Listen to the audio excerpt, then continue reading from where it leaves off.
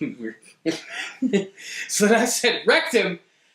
I am so sorry. I didn't know if I hurt him. I didn't because you wrecked somebody and then there was a car crash and then... My question, though, is did he check himself before I wrecked him? Yeah. No, because that's not how that works. Oh. You have to check yourself before you wreck yourself. Otherwise, it's not a...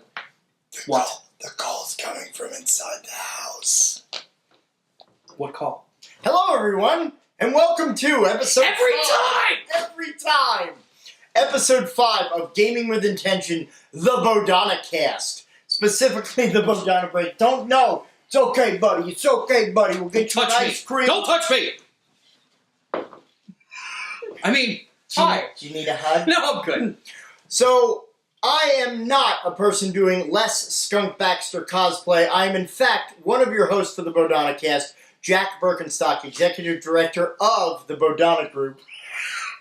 I want anybody out there that's listening to this show, anybody, to write in and say that they have gotten at least 4 of Jack's references throughout the run of this show up to this point.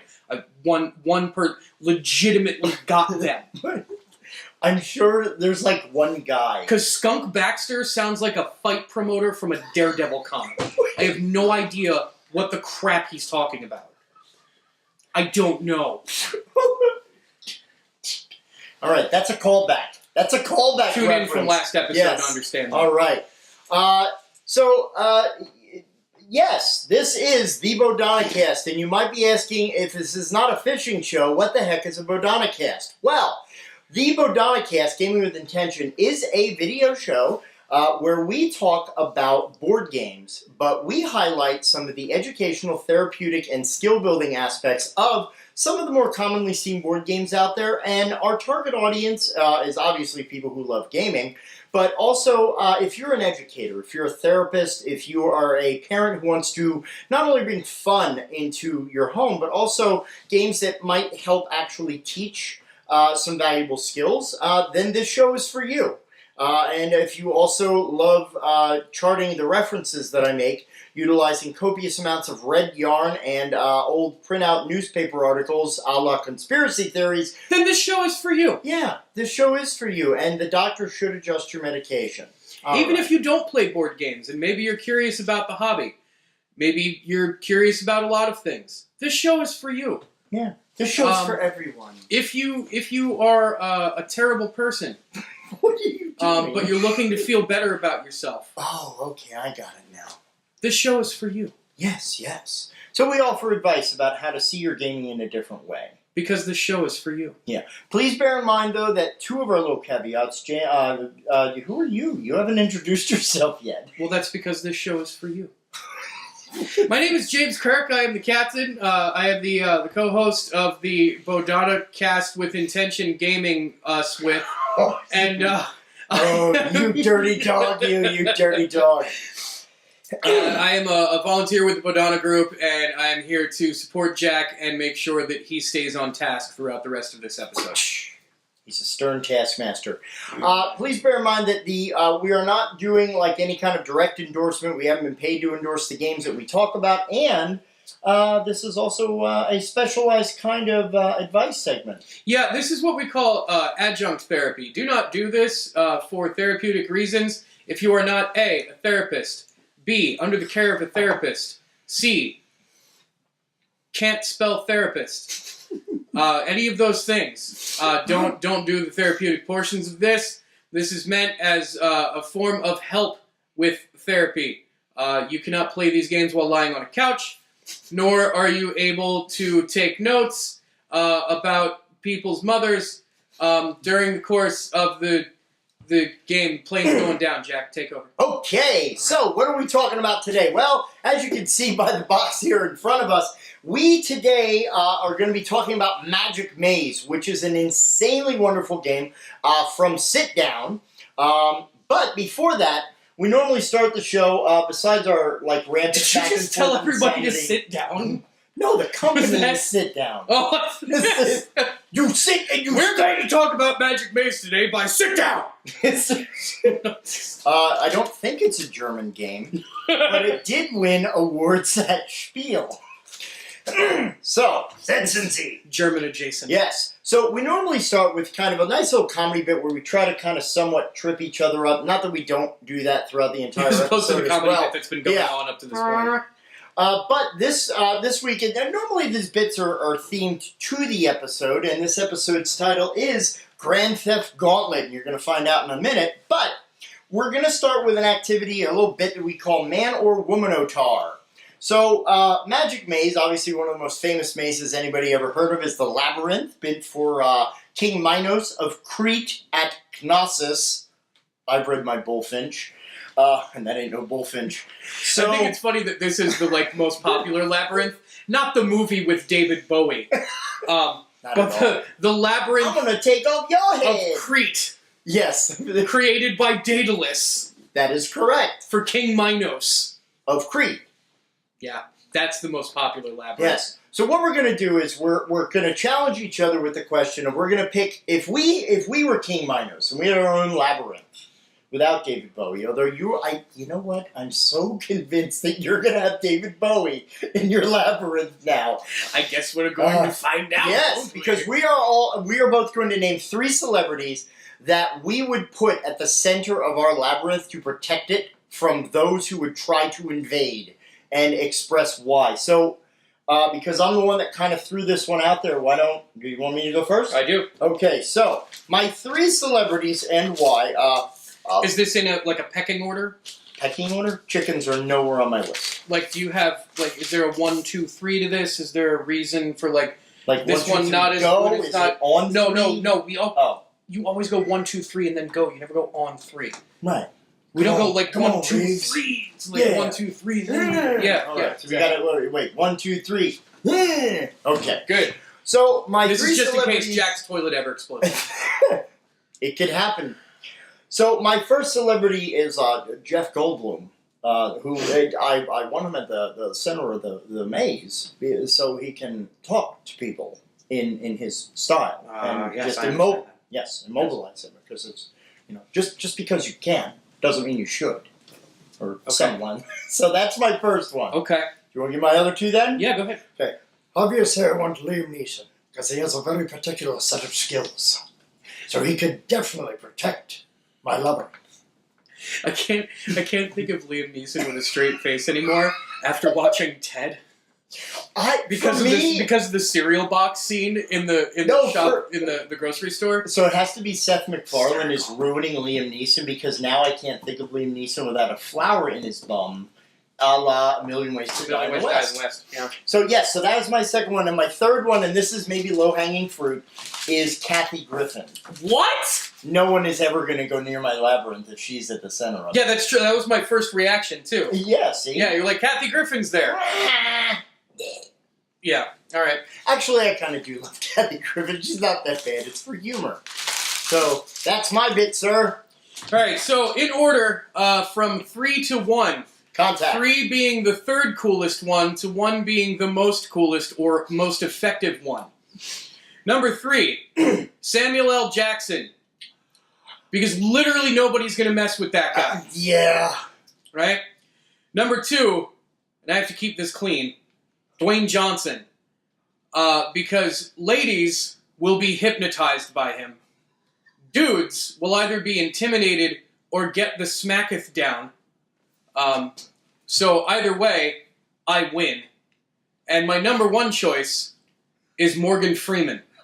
Because as soon as they get to the center of the labyrinth and he starts talking, you're done. Yeah. Like done how? Like they'll explode? He will just narrate him talking to you. And that was when I began talking to them as they entered the center of the labyrinth. You brought a big They were ball of confused yarn. as to what might be going on down Wait, there. so we like dueling Freemans. Bing, bing, bing, bing, bing, bing, bing. You brought a very nice large bag of yarn into this labyrinth. And that is all of the news that I have for that. And now we give you magic. Why you making a mess in my house? No. So, the game we're going to be talking today, as we had said before, is Magic Maze. And this Sorry, I'll clean it up. I'm doing that right well, now. I should hope Making so. it very nice for you. Well, I should hope so. So, again, the company is Don't talk to me like that, Mary. Merry Christmas, Labyrinth! This is actually a kind of brand new game. It came out in 2017. The designer is Casper Lapp. And the time to play, honestly, is anywhere from 3 to 15 minutes, which is one of the amazing things about it. Ages 8 and up. And actually, one of the other cool things about this game is that it plays anywhere from 1 to 8 players, which is actually very rare for any kind of board game, because typically most board games are between 4 and 6 players, which I know with some gaming groups can be a point of like frustration or contention. But as we're going to kind of follow, this game playing between 1 to 8, it's a great family game. It's a great thing that really doesn't take you very long to learn at all, because the rules are very, very, very simple. So, I feel good about this. you feel good about this? So far. All right, so far I'm doing good. You're doing good. I'm at catch now. You're good people. You're good people. You're good people. All right, that's again. Should I just have a sign that says "Ask your parents"? I think I just want to get you a shirt that says "Walking Anachronism." Nice. No, I got checked out at the doctor. I'm fine. So, rough idea of play, the whole storyline and everything of Magic Maze is, the whole spirit of the game is that you are a series of fantasy adventurers, and you have no money and no gear. So you have to break into the fantasy mall and get the required equipment for your particular heroes. So, in the game, you actually have a lot of very, very nice aspects to this game. So it's tile-based, it's a real-time race, it's a co-op game. A little bit of a twist we're going to drop kind of at the end of this. So you have a little wizard pawn, which is purple. You got your elf pawn, which is green. You got a warrior, which is yellow. And you got an orange pawn, which is a barbarian. Cool thing about that as well is if you are playing as a person who is colorblind, you actually have symbols that are used throughout the game to also denote these characters. So, very, very, very extra points for the design team as far as that. Also, I want you to take very close attention and notice that there is no cleric among any of the people here. Which means for the rest of you at home, there is no healing. So if you take damage during this game, you are dead. So, as we said, the whole theme of the game is that your fantasy characters are going through the mall, and what you're basically trying to do is, throughout the mall, the symbol that you have on your character's pawn is basically the item that they're looking for. So, when you're playing this game, you're going to have these little cards. And these cards contain basically up, down, left, and right arrows. And BA start. No, it's not the Konami code. I'm sorry. Okay. But, so you have these tiles, and they basically coordinate to what the main way to play this game is. So you have directionals, and you have little symbols that are special powers. So, throughout the game, basically what happens is, the game starts, we flip the sand timer. So that goes over. So, Oh God, we're playing! no, wait, hold on. I'm sorry, I didn't want to freak you out. Wow. Basically, every player around the table is going to get one of these cards that tells them this direction is the only direction you're allowed to move these pawns to get them where they need to go. So you have to get all 4 of the characters onto their colored space so they can get their gear, and then you activate the theft, which flips this little tile over. Then you need to escape by getting to the tile space that has the exit on it. We're going to talk about difficulties in just a sec. There's actually a lot going on in this game, which is awesome. So you have your left, right, up, and down, and then you have symbols. You have a little magnifying glass, which basically is the Explore icon.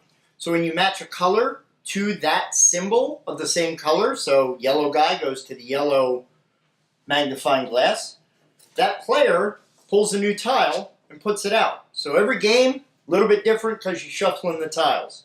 Then we have one person who has the escalator symbol because, being a mall, you have escalators that you can either take the player up or down.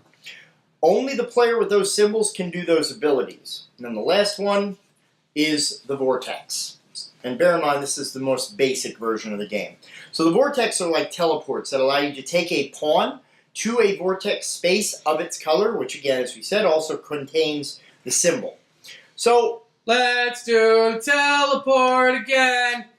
So your whole objective is to get everybody where they need to go, get their weapons, and then get out of the mall. Doesn't sound that difficult, right? Because you have this little timer. Everything is going on. Wait, I'm sorry. No, we're not playing yet. Here's the trick with Magic Maze. While you're doing all this, okay, so let's say you have a table of 4 people. Each player is responsible for moving these in a different direction. You don't take turns. This all goes on at once. So the trick is there's no active communication while you play. So you're not allowed to talk to each other and go, hey dude, you gotta do this, you gotta move the guy over here. That's where this beautiful little thing comes from. Yeah, that gets a little annoying at first, so it's kind of a self-control thing, but that literally is described in the rulebook as the do something pawn. So, very brilliant game. The whole idea is as the map tiles come out, you want to make sure to get everybody to their destinations. Like I said, it plays between 1 to 8 players, so you may ask, well, how's that going to be accomplished? Well, at the bottom of the cards, there's numbers, so the players will share directions, they will share special abilities as they go through and play. That's kind of the basics. Yeah, so I got to play this a couple of times, and it's maddening. It is a crazy fast-paced game. I'm not kidding. When you see the timer flip, you're like, oh god, there's things happening, right? And not being able to talk to anybody at the table. Now when we were trying it out, we did technically cheat a little bit because we were using eye contact and we were gesturing and pointing with things instead of just using the hey, you need to do a thing pawn. But normally in the game, you can't use gestures or anything else and point to the figure that you want somebody to move.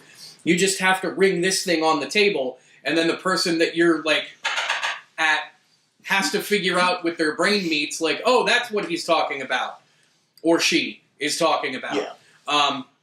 So it really, really fast-paced game. The whole idea of social skills.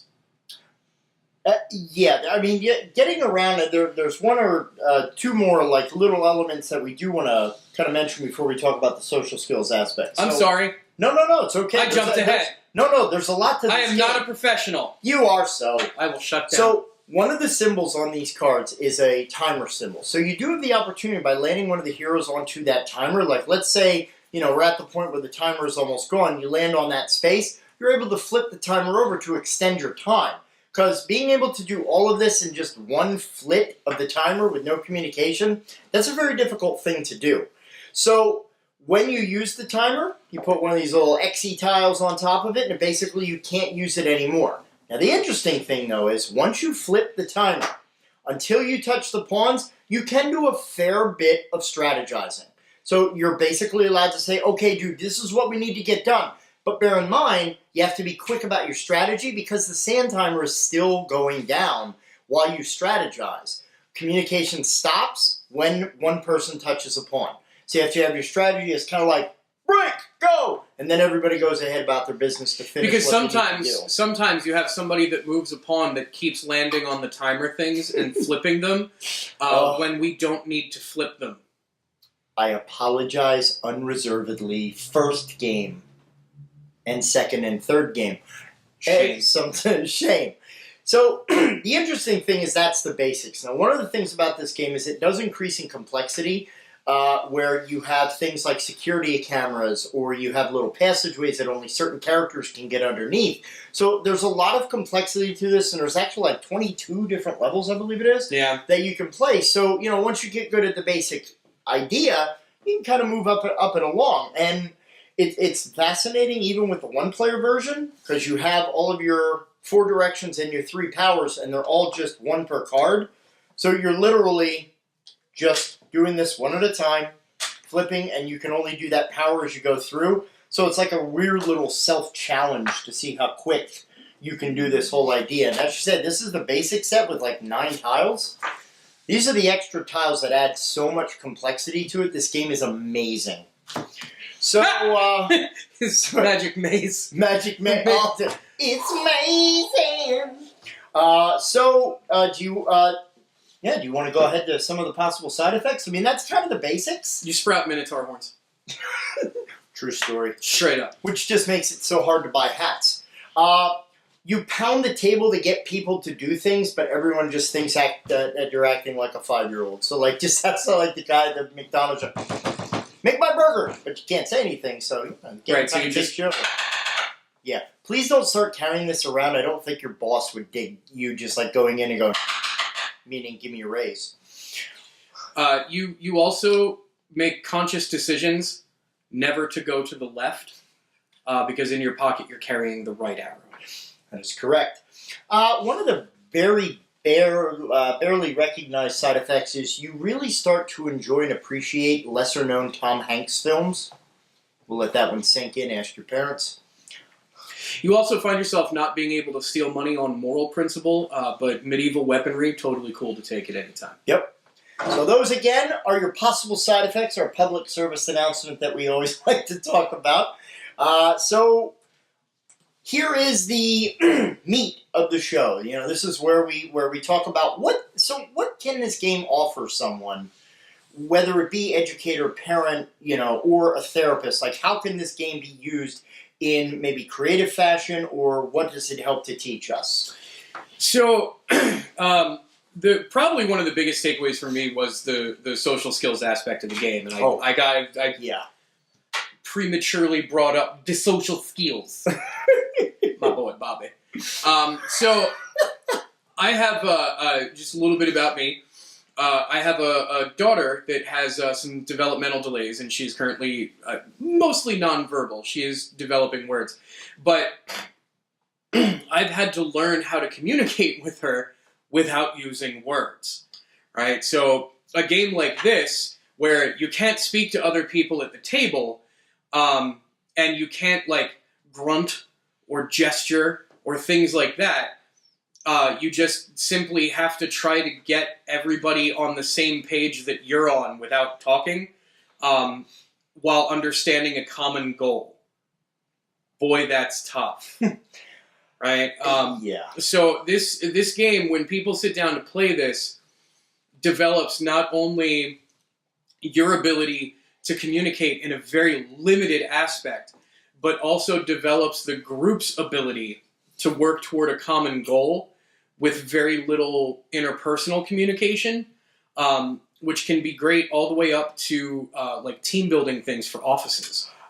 Yeah, one of the things that, you know, I'm eventually going to talk a little bit more about an empathy piece of this, but I mean, looking at the whole idea of the social skills, it's really kind of hard.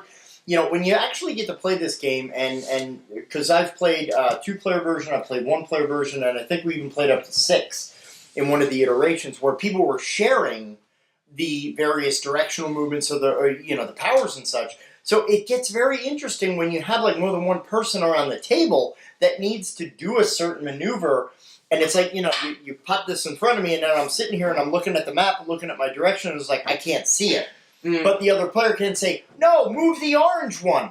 So it's I wouldn't really say it's necessarily critical thinking, but it's social skills in terms of like paying attention to what's going on around the table. So you learn to be attentive to the environment of the game, but also kind of attentive to like what other people are doing, because you got to know what everybody else's powers are. So that whole, like you said, team building, that's absolutely perfect as far as a skill to build on.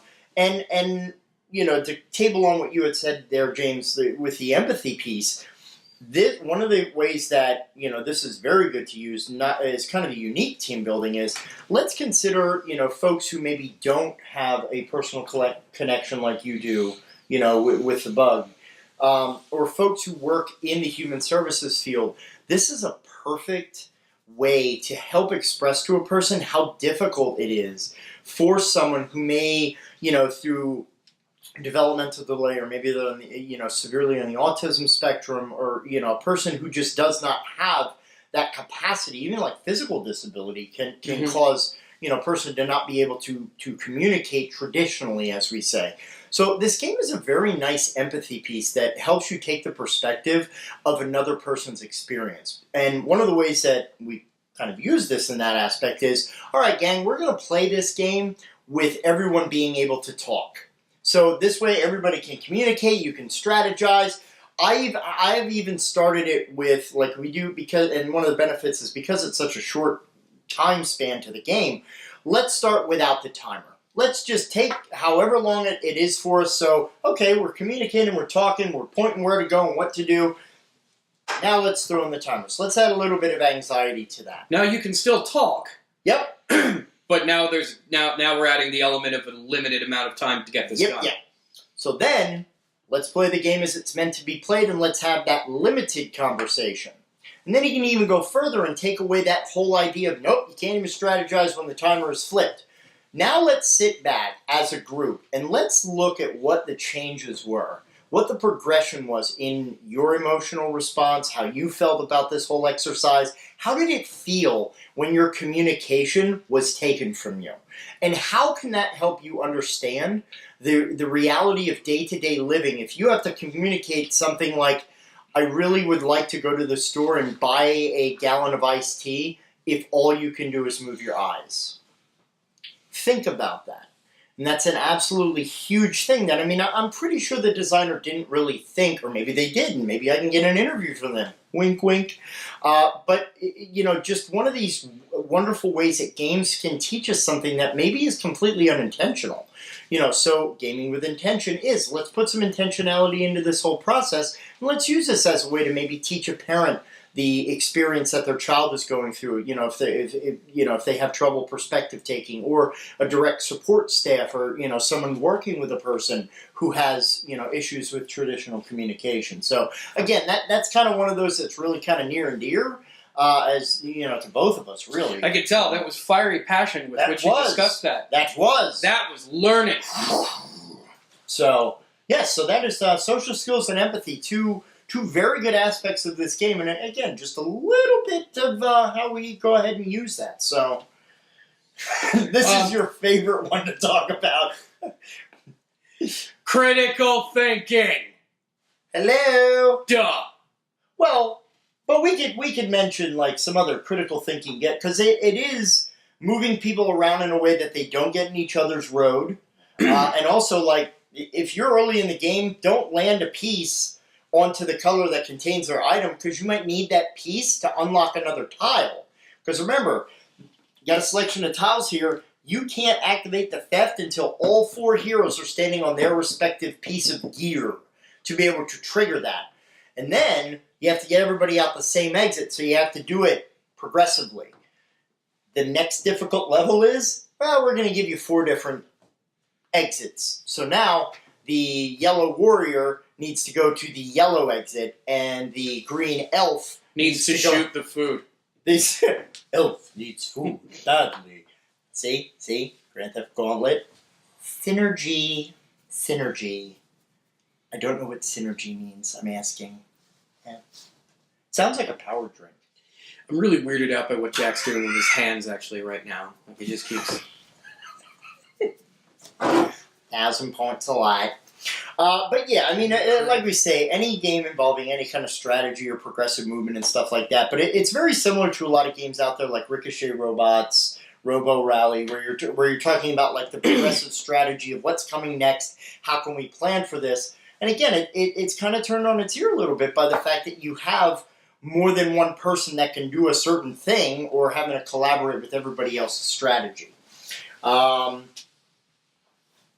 So yeah, those are kind of most of the major skills, really. Yeah, just the added resiliency factor of having to deal with the fact that you can't communicate with people, and it can get frustrating. You're so used to just being able to talk to somebody, and sometimes you forget that one of the rules is like you can't talk to anybody.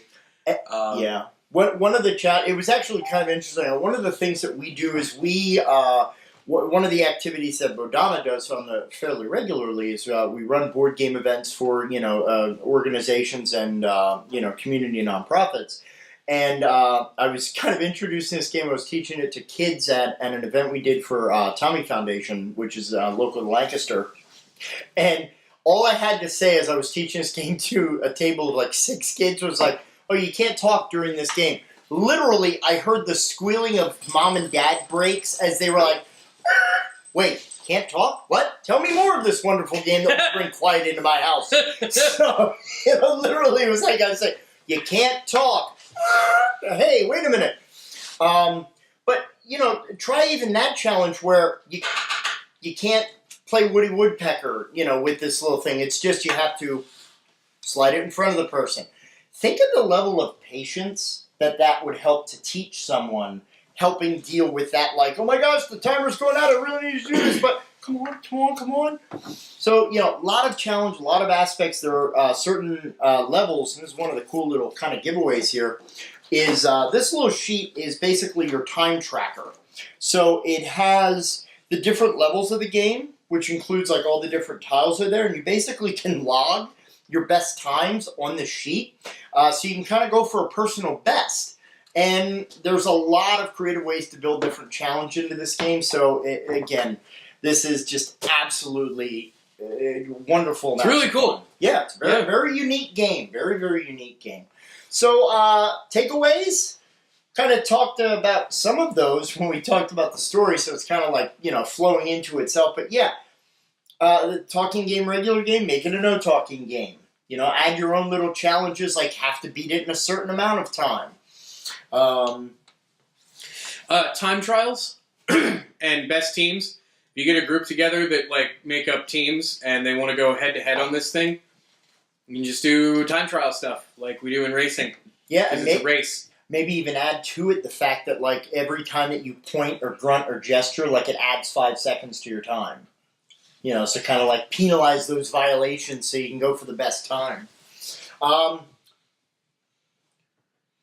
of the big ones that I kind of liked is splitting groups up into strangers and friends. So try and just talk out, is it easier for people who already know each other to kind of have that nonverbal communication amongst themselves? That's one of those things that, it starts in a basic way, like mothers can tell you, well, I know, whether my baby is tired, hungry, or cranky, or whatever, just by the type of cry or the pitch, or, people even say that, about dogs, I know a number 1 bark versus a number 2 bark, But think about that in terms of, a social experiment, so you can do that as a creative takeaway. Also, it'd be kind of fun to take this into an RPG adventure.